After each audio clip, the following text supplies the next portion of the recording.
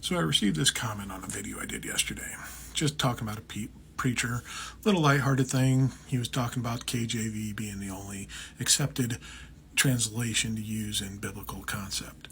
And I received this, and it's referring to Matthew 18, where he was saying, you shouldn't call preachers out like this. You should go to them and deal with them individually if you see an issue with them. And I understand the point. In Matthew 18, Jesus is talking about dealing with interpersonal conflict. Your brother offends you, has an offense against you, go to him in private. Try to resolve it there. If that doesn't work, involve some leaders in the church. If that doesn't work, involve the whole church, so forth and so on. And honestly, it's a great way of dealing with interpersonal conflict. It directly addresses it. You can have a chance to resolve it with the individual and figure out some sort of resolution from all that. And it prevents going behind people's backs and causing character slander and all sorts of stuff like this that would cause division within the groups. It's an excellent way of dealing with things, and just Jesus showing that this is a way to deal with conflict.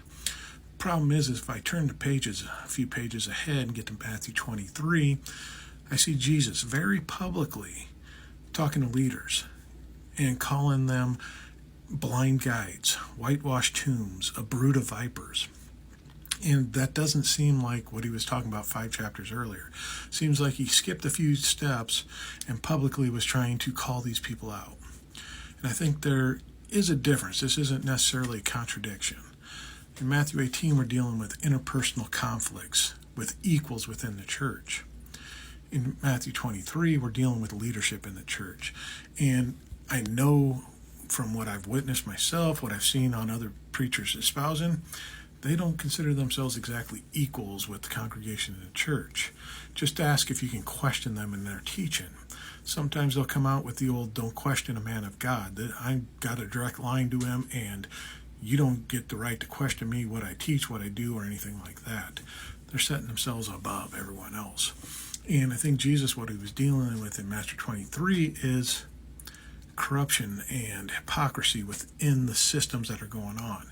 Setting up small little rules to benefit the leadership and to control and manipulate the flock and abuse the flock so that they keep following the leadership, whatever path they want to go down.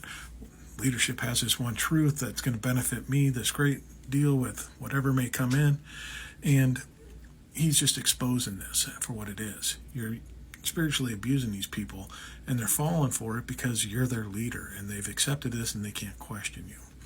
And I think that's a key difference to understand here. We're dealing with interpersonal, 2 people in the congregation, and exposing leadership within the church and hypocrisy and corruption that's going on. And I think you have to keep that in consideration when it's going on. And it's not lost on me that, yes, I can agree that there would be similarities in the fact that he was trying to expose the values of the KJV to these other people and that this is the only way to do it. The difference is that I'm not really concerned on what people believe or what they want to believe or how they want to live. This preacher and his ilk want to control how other people live in their world. They want people to fall in line so that God can restore this nation to where it wants to be, this once great nation to where it needs to be again. And he wants to change people and force people to live a certain way. And a lot of these pastors are on this. And that's why we have this Christian nationalist view going on now. I don't care what people believe. You can walk down the street singing whatever hymn you want, preaching whatever Bible verse you want to preach at anybody. It doesn't bother me at all, as long as you're not trying to force me to listen to you or agree with you, because I'm simply not going to do it.